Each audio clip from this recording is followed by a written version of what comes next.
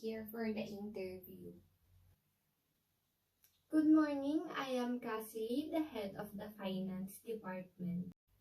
Nice to meet you, ma'am. I am Gianna Dualo. Nice to meet you too, so let's start with the interview. Please introduce yourself and tell me something about yourself. I recently graduated with a degree in accounting from the University of the Cordilleras, where I gained a strong foundational knowledge in financial reporting. During my studies, I interned in a financial company where I gained valuable and hands-on experiences on financial analysis. I am a fast learner, a great team worker, good communicator, and a decisive problem solver. Moreover, I am highly organized and passionate about using my skills to help businesses manage their finances effectively. Alright, so why did you choose to apply to our company?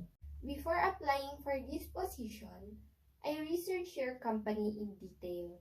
Not only do you have a good and strong reputation for excellence in financial management, but I was also attracted to the workplace environment of your company.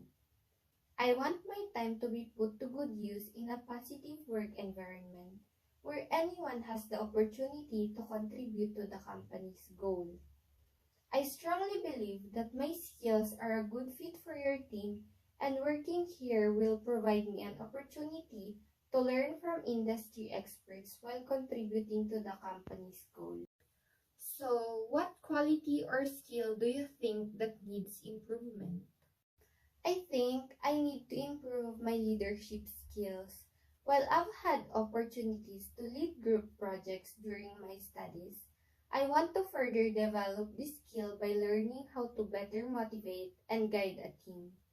I believe leadership skills are essential for career growth and success of the company. Therefore, by improving my leadership skills, I'll be better equipped to take on future responsibilities, guide colleagues effectively, and contribute more meaningfully to the company's goals. Okay, so how do you see yourself 5 years from now?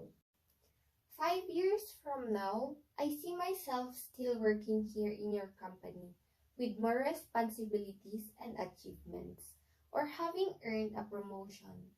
I aim to take on more responsibilities in financial management, potentially leading a team or helping in training new employees. I also hope to make meaningful contributions to my company's success and grow alongside it.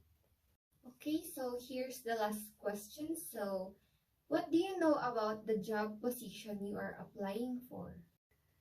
The position of an accountant involves responsibilities such as preparing financial statements, analyzing budgets, managing accounts payable and receivable, and ensuring compliance with financial regulations. I understand that accuracy, confidentiality, and analytical skills are crucial in this role, and I am confident that my academic background and attention to detail will help me excel. Thank you. So that's it for the interview. Thank you so much. Thank you so much, ma'am.